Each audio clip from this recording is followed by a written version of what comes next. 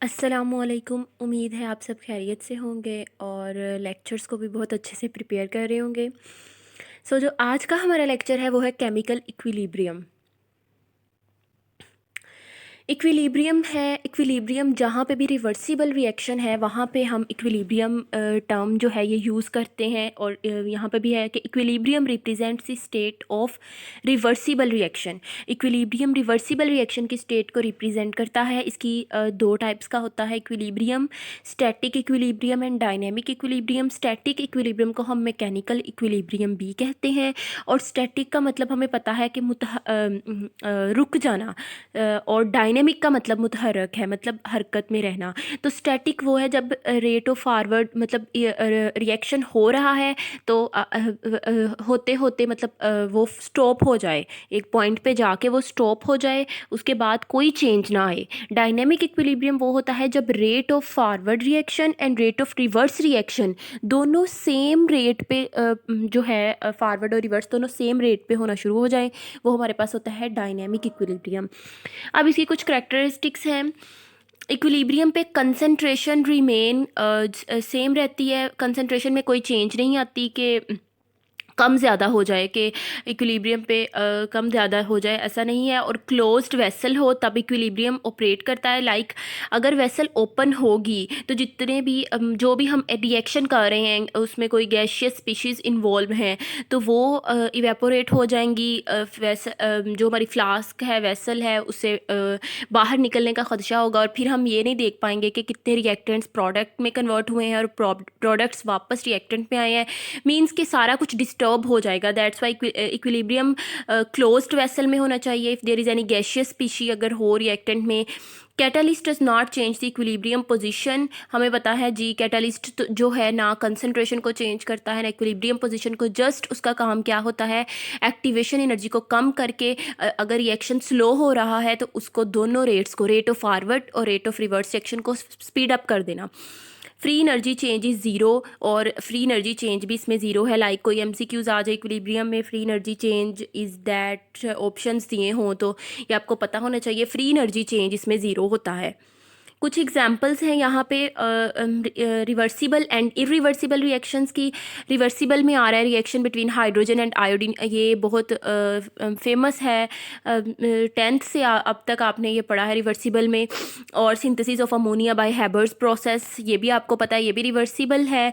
And formation of water, like hydrogen और oxygen gases combine होकर water बना रही हैं, तो ये जो है इसको रिवर्सिबल होने के लिए बहुत ज़्यादा टेम्परेचर रिक्वायर होता है, तो इसको इरिवर्सिबल रूम टेम्परेचर पे ये इरिवर्सिबल ही होता है। और formation of NaOH, like sodium metal water के साथ रिएक्ट करे और सोडियम हाइड्रोक्साइड और हाइड्रोजन बनाए, हाइड्रोजन गैस इवॉल्व हो, तो ये रिएक्शन भी रिवर्सिबल होता है। नेक्स्ट है हमारे पास law of mass action.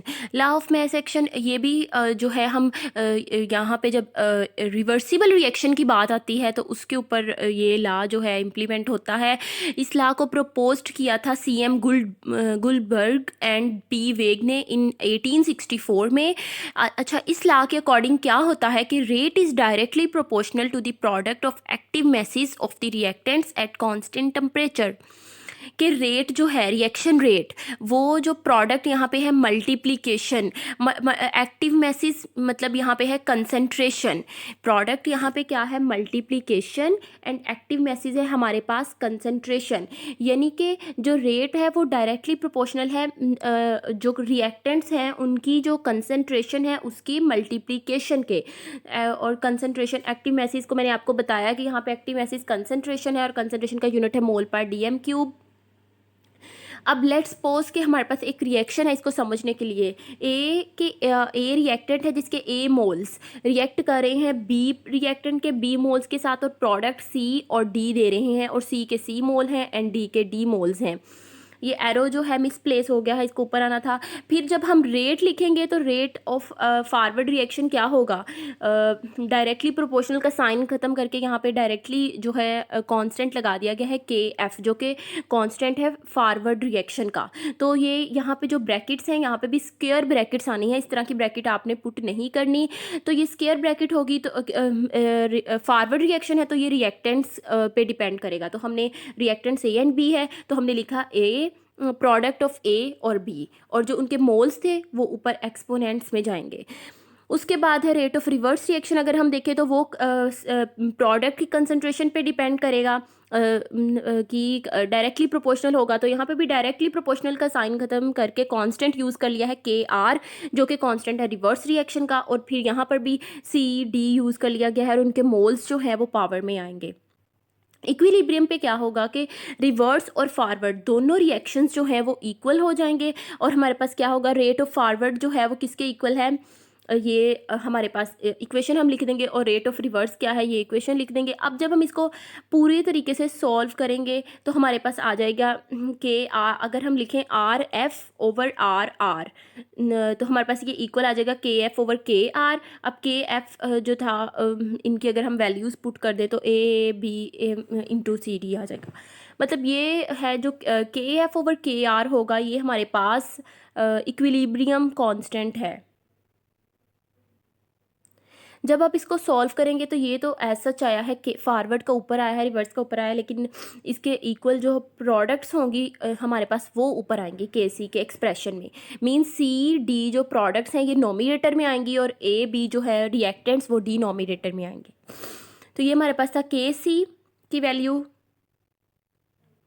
Next है हमारे पास कि अगर यूँ हो एक रिएक्टेंट हम रिएक्शन फिर ले रहे हैं वही वाला सेम, जिसमें A मोल्स जो हैं वो रिएक्ट कर रहे हैं B के साथ और हमें दे रहे हैं C और D प्रोडक्ट्स। तो अब क्या होगा कि जो C हमने निकाला था पिछले एक्सप्रेशन में, यहाँ पर हम अगर मोल फ्रैक्शन है तो उसके लिए KX हो जाएगा, और हम यहाँ पर XX पुट कर देंगे जस्ट लाइक A के लिए हमने लिखा है KF, तो हमने forward rate of forward reaction का कांस्टेंट लिख दिया है। अब हमने X जो रिएक्टेंट है उसको नीचे लिखना है, जो मोल्स हैं वो कोफिशिएंट में चले गए पावर में, और यहाँ पर फिर B में भी X B और B लिख दिया, और रेट ऑफ रिवर्स रिएक्शन में भी हमने XX लिख दिया ब्रैकेट्स की जगह। तो ये है KX हम इसे कहेंगे, और अगर mole fraction for mole fraction के लिए हमारे पास ये जो है KX होगी और यूँ चेंज हो जाएगा।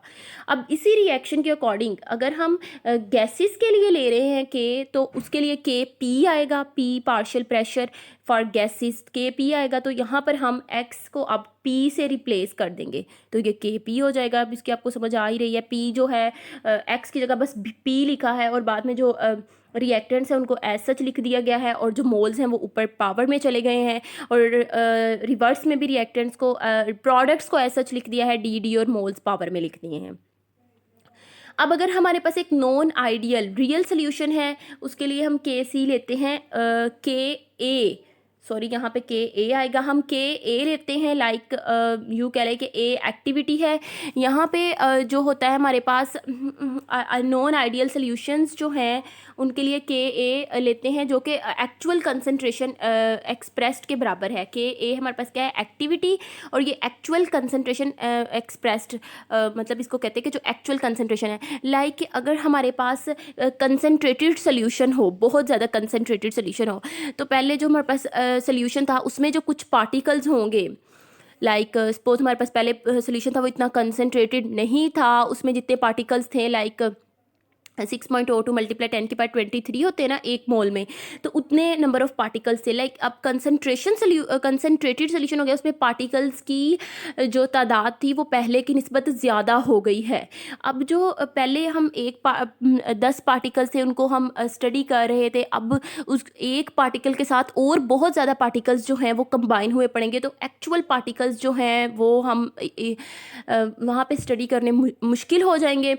तो यहाँ वहाँ उस केस में जब कंसनट्रेटेड सोल्यूशन हो, नॉन आइडियल सोल्यूशन हो, उस केस में हम एक्टिविटी के सी यहाँ पे नहीं आना, के ए आना है। उस केस में हम के को के ए से रिप्रेजेंट करते हैं, ए फॉर एक्टिविटी यानी एक्चुअल कंसनट्रेशन एक्सप्रेस्ड। तो यहाँ पे ये इमेज थोड़ा सा ऊपर चला गया है, लेकिन आपने जो है नज़र आ रहा है, इसको बहुत परेशानी वाली बात नहीं है, परेशान नहीं होना।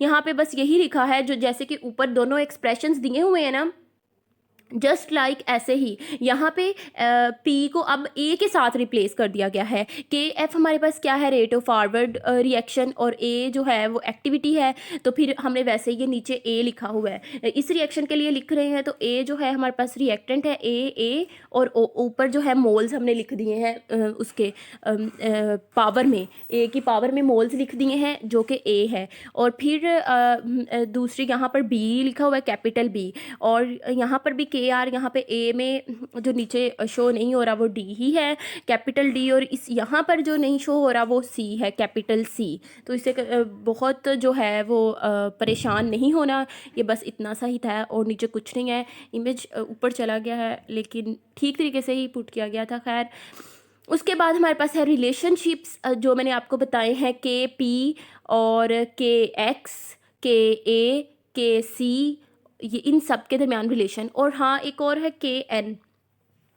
के एन में हम जो है सारा कुछ वो एन के साथ रिप्लेस कर देते हैं। वो यहाँ पे इनकी वैसे बहुत लंबी चौड़ी डेरिवेशन होती है, लेकिन यहाँ पर सिर्फ आपको जो है वो ये जो वैल्यूज़ आई हुई है ना, ये वाली, इनकी लंबी चौड़ी एक डेरिवेशन है जो यहाँ पे आपको नहीं बताई गई, क्योंकि डेरिवेशन आती भी नहीं है। और टेस्ट मेमोराइज करने का यही तरीका है कि एक चीज़ पे स्टक नहीं हो जाना कि अच्छा ये के पी जो है वो K C R T del n की पावर डेल एन जो है इसके इक्वल आया है, कैसे आया है, क्यों आया है। आई नो जो कंसेप्ट्स हैं वो बहुत ज़रूरी हैं, और मैं ख़ुद इवन कैसी हूँ कि जब तक ये पता नहीं चल जाए कि ये चीज़ जो है वो कैसी है, क्यों आई है, इधर आई कैसे है, मैंने उस चीज़ को नहीं छोड़ना होता। लेकिन जो टेस्ट के लिए अगर आप एक चीज़ पे स्टक हो जाते हो कि हम जानने ये यहाँ पे आया कैसे है, क्यों आया है, तो ये आपकी जो आगे प्रेपरेशन है ना उसमें हिंड्रेंस भी काज करता है। जैसे कि आप एक चीज़ पे स्टक रहोगे, बहुत ज़्यादा आपका टाइम भी वेस्ट होगा, और नो डाउट आपका कॉन्सेप्ट क्लियर हो जाएगा। लेकिन वो एक अब डेरिवेशन है, अगर आप करना चाहो तो आप कर भी सकते हो, लेकिन वो जब उसकी ज़रूरत ही नहीं है तो आप final expression as such memorize कर लो तो वो बेस्ट हो जाएगा। तो हमारे पास के पी जो है वो K C R T into del n के इक्वल है, और के पी हमारे पास अगर ये के पी और के सी का रिलेशन, अब हम जो कांस्टेंट्स हैं उनका रिलेशन स्टडी कर रहे हैं। ओके, ये के पी और के सी का रिलेशन है, अब ये के पी और के एन का रिलेशन है। और एन जो है मैंने आपको बताया, वहाँ पे हमारे पास पी ओवर एन के साथ जो है ये रिप्लेसमेंट होगी। पी ओवर एन जो है वो डेल एन, ये के पी और के एन का रिलेशन है, और के पी और के एक्स का रिलेशन ये होगा K P is equal to K X P उसकी पावर डेल एन, और के पी का रिलेशन के एन के साथ होगा K P is equal to K N P over N del N. अब आप लोग देख सकते हैं कि ये सारी जो है इनका ये के पी के ही इक्वल हैं।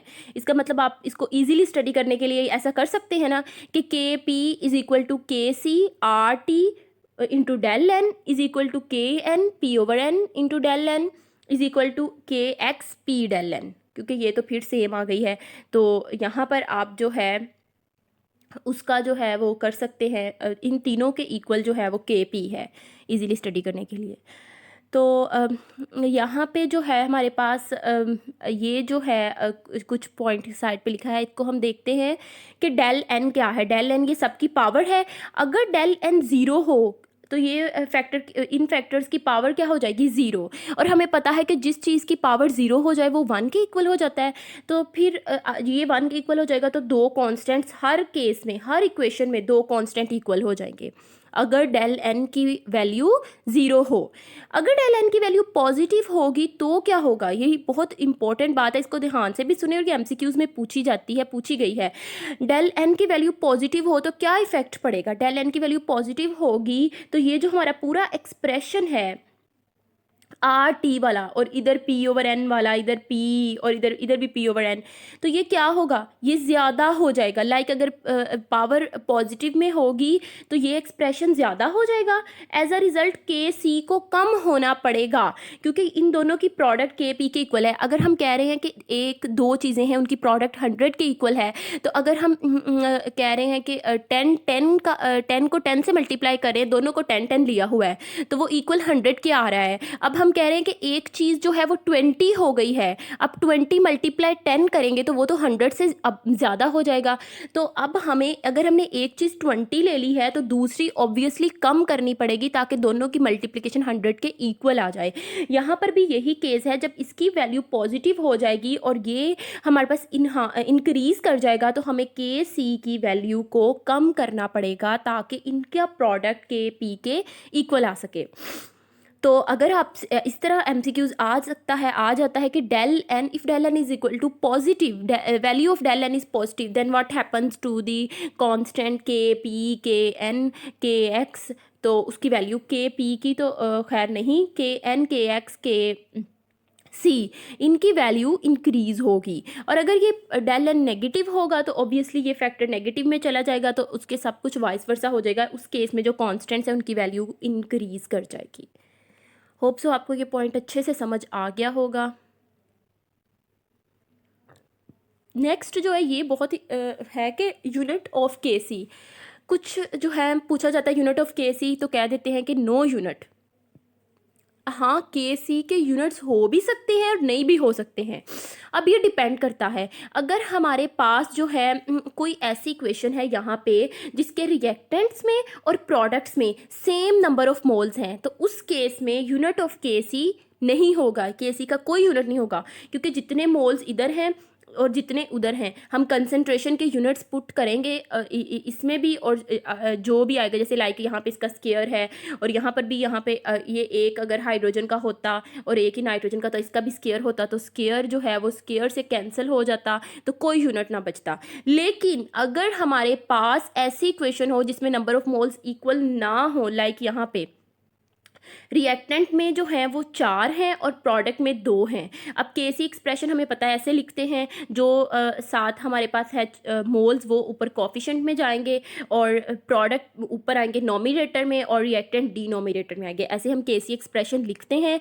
तो अब हमारे पास कंसंट्रेशन का यूनिट क्या होता है, मोल पर डीएम क्यूब, तो हमने वही लिखा, उसका स्क्वायर पुट कर दिया। यहाँ पे भी हमने मोल पर डीएम क्यूब लिखा, मोल पर डीएम क्यूब, और यहाँ पे इसका क्यूब था तो क्यूब पुट कर दिया। अब क्या हुआ, ये जो 2 थे ये इस 3 से कट गए, यूँ कह ले कि मतलब 2 थे ना, यहाँ अगर समझने के लिए ये 2 थे, एक इससे कट गया और एक इसमें से कट गया। अब यहाँ पे 2 बचे डिनोमिनेटर में। अब यहाँ पे ये ऊपर जाके उल्ट हो जाएंगे, मोल्स पॉजिटिव में है तो मोल्स 2 थे, मोल्स -2 हो जाएंगे, और डेसीमीटर क्यूबिक माइनस में है तो डेसीमीटर 6 हो जाएगा। तो इस केस में जो के का यूनिट आएगा वो कोई स्पेसिफिक नहीं हम कह सकते कि हर दफ़ा यही आएगा, वो अब डिपेंड करेगा कि जो नंबर ऑफ मोल्स हैं उनमें कितना डिफरेंस है, जिस हिसाब से होगा उस हिसाब से इसका यूनिट होगा। तो केसी का यूनिट हो भी सकता है और नहीं भी हो सकता। ओके, नेक्स्ट जो है वो हमारे पास ये इंतहाई इंपॉर्टेंट है, जो बच्चे कंफ्यूज भी करते हैं, लाइक एमसीक्यूज आ जाता है, at equilibrium position the concentration of the reactant and product become constant, same and equal and इस तरीके के MCQs 4-5, all of these, none of these. अब सब ने यही पढ़ा होता है, बस इक्विलिब्रियम पे जो है ना वो कंसंट्रेशन एक जैसी हो जाती है, बस कोई वर्ड नहीं स्पेसिफिक पता, कांस्टेंट होती है, इक्वल होती है, क्या होती है। तो यहाँ पे बच्चे कंफ्यूज हो जाते हैं। जो कंसंट्रेशन है इक्विलिब्रियम पे वो कांस्टेंट होती है, इक्वल नहीं होती, ये बात आपने याद रखनी है। इक्वल, कुछ केसेस, बहुत रेयर केसेस होते हैं जिसमें इक्वल हो सकती है, लेकिन जो है हमारे पास कंसंट्रेशन इक्विलिब्रियम पे कांस्टेंट होती है। कांस्टेंट और इक्वल, इन दोनों में क्या डिफरेंस है? कांस्टेंट का मतलब होना एक जैसा होना, लाइक यहाँ पे देखें, जो time with the passage of time reactants हैं वो रिएक्ट कर रहे हैं और कंसंट्रेशन डिक्रीज हो रही है, और प्रोडक्ट्स जो हैं उनकी फॉर्मेशन हो रही है तो कंसंट्रेशन इंक्रीज हो रही है। अब ये जो लाइन यहाँ पे लगाई हुई है, इस लाइन के बाद देखें कि रेड और ये ब्लू लाइंस बिल्कुल सेम हो गई हैं। मतलब इतने टाइम पे, ये जो भी टाइम है, इस टाइम के बाद इक्विलिब्रियम एस्टैब्लिश हो गया है। इक्विलिब्रियम एस्टैब्लिश होने का मतलब क्या है कि यहाँ पे कंसंट्रेशन है ना, तो रिएक्टेंट प्रोडक्ट की कंसंट्रेशन भी चेंज नहीं हो रही, उतनी टाइम चलता जा रहा है उतनी है, और रिएक्टेंट की भी जो है उतनी ही है। देखें, अगर हम कोई भी इसको हम यूँ अंडरस्टैंड कर सकते हैं, अगर हम कोई भी रिवर्सिबल रिएक्शन में हमें पता है ऐसा ही होता है। अगर हम कोई फ्लास्क ले लेते हैं, उसमें हाइड्रोजन डाल रहे हैं, आयोडीन डाल रहे हैं, तो थोड़ी देर बाद क्या होगा कि पहले तो हाइड्रोजन और आयोडीन की कंसंट्रेशन कम होगी, क्योंकि वो रिएक्ट करेंगे तो हाइड्रोजन आयोडाइड फॉर्मेशन करेंगे। लेकिन with the passage of time, थोड़ा सा जब टाइम आएगा तो हाइड्रोजन आयोडीन रिएक्ट करके जितनी हाइड्रोजन आयोडाइड बना रहे हैं, फिर वही हाइड्रोजन आयोडाइड डिकम्पोज होकर वापस हाइड्रोजन आयोडीन बनती जा रही है, और ये रिएक्शन ऐसे बीकर में होता जा रहा है। अब उस बीकर में हमारे पास हाइड्रोजन और आयोडीन और हाइड्रोजन आयोडाइड, ये तीनों रहेंगे। अब प्रोडक्ट ज़्यादा नहीं बनेगी, अब रिएक्टेंट और प्रोडक्ट की कंसंट्रेशन कांस्टेंट ही रहेगी, वही चलता जाएगा, चाहे आप जितना मर्जी टाइम उसको रख लें। अब आगे नेक्स्ट रिएक्शन नहीं होना, तो मतलब हो रहा है, लेकिन प्रोडक्ट आपको मजीद नहीं बनेगी। सपोज आप क्या चाह रहे हैं, मेरी यील्ड इन्हांस हो, मैं ज़्यादा हाइड्रोजन आयोडाइड बनाऊँ, मैं चाह रही हूँ थोड़ा सा और बन जाए, तो ऐसा केस नहीं होगा। तो यहाँ पे कंसंट्रेशन कांस्टेंट हो गई, ठीक है।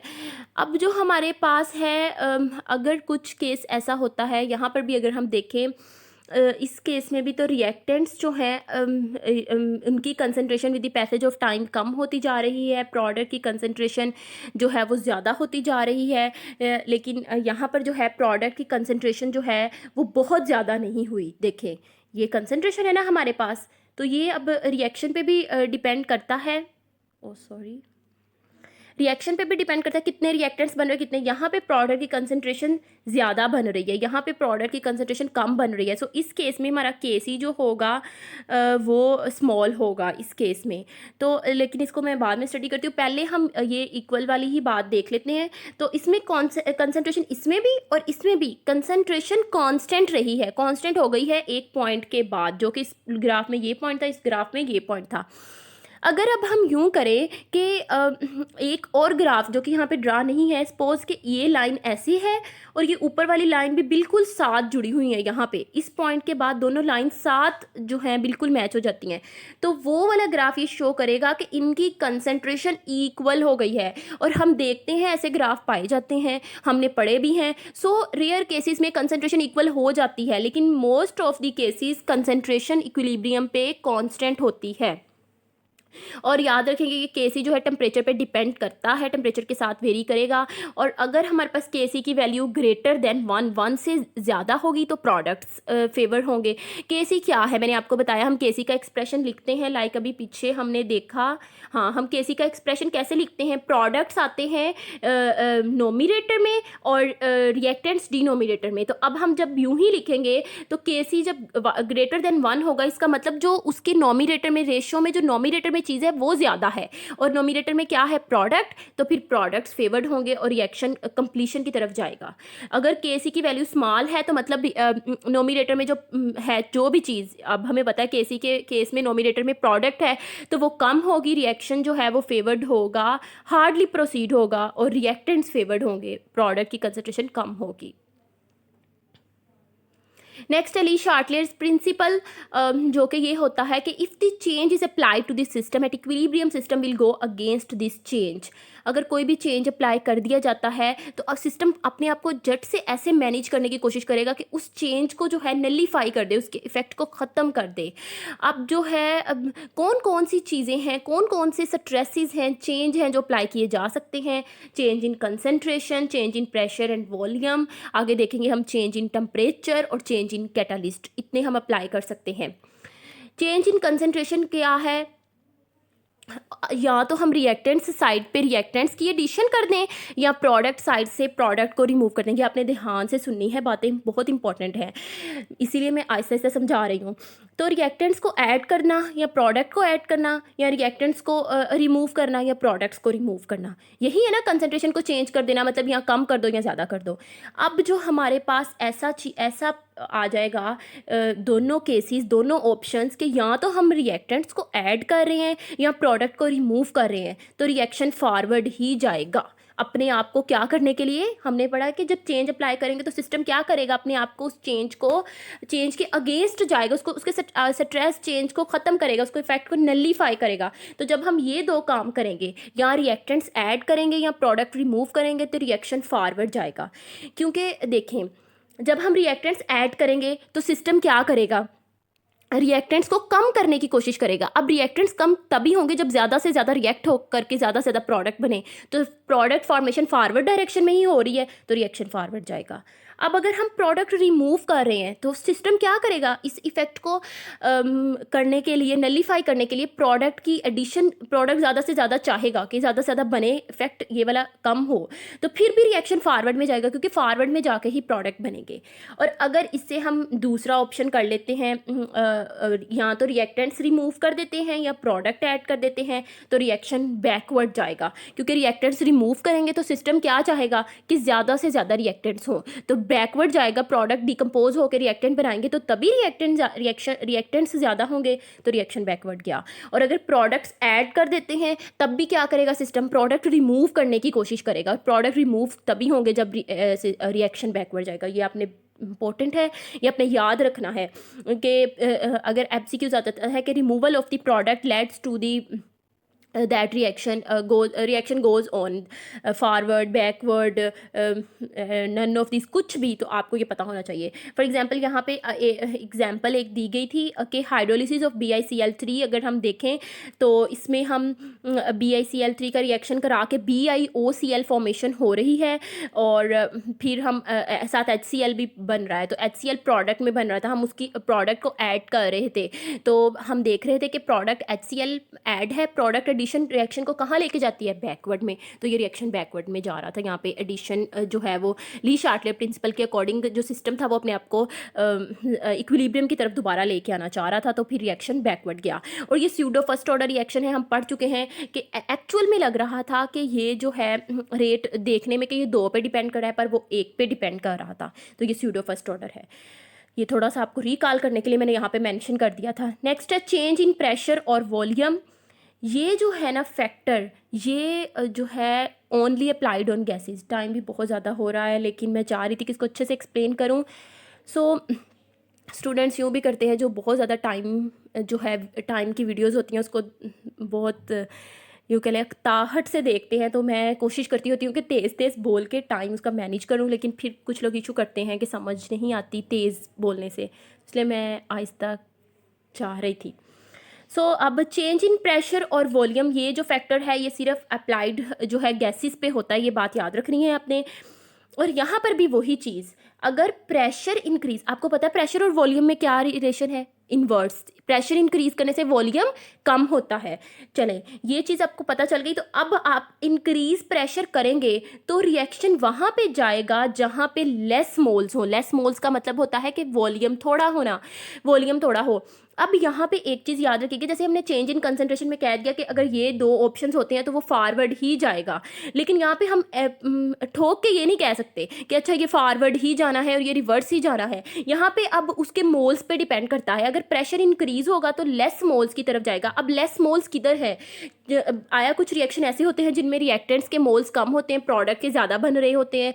कुछ ऐसे होते हैं प्रोडक्ट के ज़्यादा होते हैं, रिएक्टेंट के कम होते हैं, एट्सेट्रा, कुछ भी पॉसिबिलिटीज़। तो यहाँ पर जो होता है ना, फिर जो जिस साइड पे मोल्स कम होंगे वो रिएक्टेंट में है तो रिएक्शन बैकवर्ड जाएगा, वो प्रोडक्ट में है तो रिएक्शन फॉरवर्ड जाएगा, अगर हम प्रेशर इंक्रीज कर रहे हैं। फिर दूसरा पॉइंट ये है कि those having the same number of moles on either side of the equation. कोई इक्वेशन ऐसी हो जिसमें दोनों साइड्स पे सेम नंबर ऑफ मोल्स हो, याद रखिएगा, उस पर फिर ये फैक्टर अप्लाई ही नहीं होगा। ये उसी पे अप्लाई होगा जिसमें नंबर ऑफ मोल्स चेंज है। लाइक इस रिएक्शन में देखें, 2 सल्फर डाइऑक्साइड के मोल हैं और 1 ऑक्सीजन का, इधर 3 हो गए और इधर 2 डिफरेंट नंबर ऑफ मोल्स, तो इस पे अब ये अप्लाई होगा। और यहाँ पे अगर हम प्रेशर इंक्रीज करेंगे तो रिएक्शन किधर को जाएगा, ऑब्वियसली फॉरवर्ड जाएगा, क्योंकि यहाँ पे नंबर ऑफ मोल्स कम है। हमने कहा था प्रेशर इंक्रीज करेंगे तो कहाँ मूव करेगा रिएक्शन, लेस मोल्स की तरफ। तो अगर हमारे पास रिएक्टेंट में ज़्यादा होते तो वो, तो यहाँ पे ये पढ़ सकते हैं कि इंक्रीज इन प्रेशर और डिक्रीज इन वॉल्यूम, ये दोनों चीज़ें इस रिएक्शन में मैं बता रही हूँ, ये दोनों चीज़ें फॉरवर्ड में ले जाएंगी और डिक्रीज इन प्रेशर और इंक्रीज इन वॉल्यूम यानी इसके वाइस वर्सा ये रिएक्शन को बैकवर्ड में ले जाएंगी। नेक्स्ट है हमारे पास चेंज इन टेम्परेचर। अब ये फॉर एंडोथर्मिक रिएक्शन के लिए हम कहते हैं कि इंक्रीज इन टेम्परेचर जो है वो फेवर करता है फॉरवर्ड रिएक्शन को और डिक्रीज बैकवर्ड को, और एक्सो के लिए इसके उल्ट है। अब हमें पता है एंडो का मतलब ही क्या है। एंडो है जिसमें हीट एब्जॉर्ब हो, यानी हीट रिएक्टेंट के तौर पे ले रहे हैं, और हम पीछे पढ़ के आए हैं जब रिएक्टेंट की एडिशन होगी तो रिएक्शन कहाँ जाएगा, फॉरवर्ड में जाएगा। तो यहाँ पर भी एंडो समझो हमारे पास टेम्परेचर रिएक्टेंट है एंडोथर्मिक रिएक्शंस के लिए। तो जब टेम्परेचर इंक्रीज करेंगे तो रिएक्शन फॉरवर्ड जाएगा, और डिक्रीज करेंगे यानी जब हम रिएक्टेंट को रिमूव कर रहे हैं तो हमारे पास रिएक्शन बैकवर्ड जा रहा है। और एक्सो के लिए जो है एक्सो के लिए उल्ट होता है। एक्सोथर्मिक रिएक्शन कौन से, जिसमें हीट इवोल्व होती है, यानी हीट जो है हमारे पास प्रोडक्ट है। तो जब हम प्रोडक्ट को इंक्रीज करेंगे तो रिएक्शन कहाँ जाएगा, बैकवर्ड। हम पीछे पढ़ के आए ना। और जब हम डिक्रीज इन टेम्परेचर को कम करेंगे तो रिएक्शन फॉरवर्ड जाएगा। चूंकि हमें पता है कि एक रिएक्शन, ओ सॉरी यहाँ पे एक्सो के स्पेल गलत लगे हुए हैं, यहाँ पे एक्सो आना है। ओके, अब हम देखते हैं कि कुछ जो है हमारे पास होते हैं एक्सोथर्मिक रिएक्शंस। अब हम अगर उसको, वो है पहले ही एक्सो है, मतलब उसने हीट इवॉल्व करनी है, अगर हम उसको और हीट दे जाएं तो ज़ाहिरी बात है वो रिएक्शन ख़राब ही करेगा, और यूँ कह लें कि गुस्से में वो क्या करेगा, बैकवर्ड रिएक्शन स्टार्ट कर देगा जब हम उसे टेम्परेचर देंगे। यूँ आप इसको मेमोराइज करने के लिए मैंने ये लाइन्स बोली हैं। For example, reaction between water and carbon monoxide जो है कार्बन डाइऑक्साइड की फॉर्मेशन करते हैं, इसमें होती है। तो जो ये रिएक्शन है ये भी एक्सोथर्मिक रिएक्शन है, और इस केस में भी जो है हमारे पास एक्सो वाली कंडीशंस हैं वो अप्लाई होंगी। चेंज इन कैटालिस्ट का तो हमें पता है, it only increases the rate of both forward और रिवर्स रिएक्शन। इंक्रीज करता है, एक्टिवेशन एनर्जी को लोअर करता है, लेकिन कंसंट्रेशन पे इफेक्ट नहीं करता। ओके, अब हमारा जनरल नॉलेज पार्ट है, the most disliked thing by. इसको पढ़ा इसलिए जाता है ताकि कोई भी अंदर बात हो ऐसी जो थोड़ा मेमोराइज करने के लिए बता दी जाए, तो हो सकता है उसी तरीके से आपको जनरल नॉलेज मेमोराइज हो जाए। क्योंकि हमें पता है जनरल नॉलेज एक वास्ट सब्जेक्ट है, इसको जितना भी पढ़ लें, वैसे तो केमिस्ट्री में भी हम कर रहे हैं, वास्ट तो सारे हैं, लेकिन जनरल नॉलेज बहुत ज़्यादा है। इसको जितना भी पढ़ोगे, कहाँ से आना है, क्या है, कुछ नहीं, तो फिर मेमोराइज़ करना भी तो मुश्किल होता है। तो अगर किसी ट्रिक से इसको मेमोराइज़ कर लिया जाए तो वो चीज़ ईजी होती है। तो इसको भी सुन लिया करें। The most disliked thing by Allah Taala through हलाल इज़। अल्लाह ताला जिस चीज़ को बहुत ज़्यादा नापसंद करते हैं वो है divorce. Which letter is use the most time in Quran. Quran पाक में सबसे ज़्यादा लफ्ज़ जो है वो अलिफ है। हमें पता है कि हम अगर कुछ गेम्स वगैरह भी खेलते हैं, जब हम वो नेम्स जो है उसमें नेम्स बताने होते हैं, जैसे बॉलीवुड गेम, तो उसमें हम मोस्टली देखते हैं कि बहुत सारे नेम्स ऐसे होते हैं जिनमें ए आता है। लाइक कोई नेम ऐसा होगा जिसमें ए नहीं आएगा, तो मतलब ए जो है वो हमें पता है सब में आने वाला अल्फ़ाबेट है। तो इसी तरीके से कुरान पाक में जो है वो अलीफ़ है, जो कि बहुत ज़्यादा यूज़ होने वाला है, यूज़ होने वाला लेटर है। Which letter is use the least in Quran. और कुरान पाक में ज़ा, ये जो है सबसे कम आने वाला जो है वो है ए टू जी। आप इसको यूँ मेमोराइज कर सकते हैं, ए सबसे पहला अल्फ़ाबेट है तो वो सबसे पहले आता है, वो कहता है कि मैंने ज़्यादा आना है। जी लास्ट पे आता है तो वो सबसे कम आने वाला है। Which is the biggest animal mentioned in the holy Quran, ये हमें पता है एलिफेंट है जो सबसे बड़ा है जानवर। Which is the smallest animal mentioned in the holy Quran, सबसे स्मॉलेस्ट जो है वो मॉस्किटो है, फ्लाई से भी।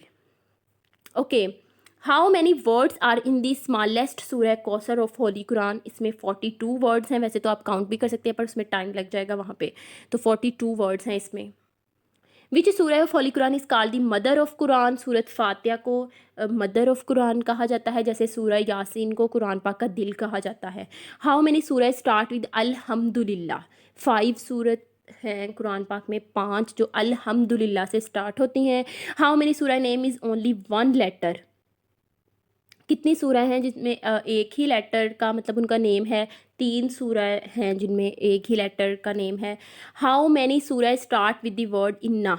इन्ना से सूरह कितनी स्टार्ट होती हैं, 4। अल्हम्दुलिल्लाह से 5 और इन्ना से 4। हाउ मैनी सूरह आर मक्की। मक्की ये बहुत क्वेश्चन आता है। 86 सूरह मक्की हैं। एंड हाउ मैनी सूरह मदनी, 28 मदनी है। टोटली 114 हो जाएंगी। मदनी कम होती हैं, मदनी मदीना ये वो सूरतें हैं जो उतरी थी उधर। तो यहाँ पे जो मदनी है वो 28 हैं, जो मक्की हैं वो 86 हैं। Which surah is from the tribe of the holy Quran? Quraish. Which surah is from the name of the tribe of the holy Quran? कौन सी सूरा जो एक कबीले के नाम से भी है? सूरा कुरैश, कुरैश कबीला भी है। विच surah is called the heart of Quran? ये मैंने पहले भी बताया, सूरा यासीन। इन विच surah is the name of Allah repeated only 5 times? सूरा हज। सूरा हज ऐसी है कि जिसमें सिर्फ अल्लाह ताला का नाम सिर्फ 5 दफ़ा आया है। सूरा हज में 5 दफ़ा आया है। और आपने याद रखना कि अल्हम्दुलिल्लाह जो है जिस जो सूरा अल्हम्दुलिल्लाह से स्टार्ट होते हैं वो भी 5 हैं। This is all about your today's lecture. Hope so you understand it well. Thank you so much. इसको अच्छे से प्रिपेयर कीजिएगा। अल्लाह हाफिज़।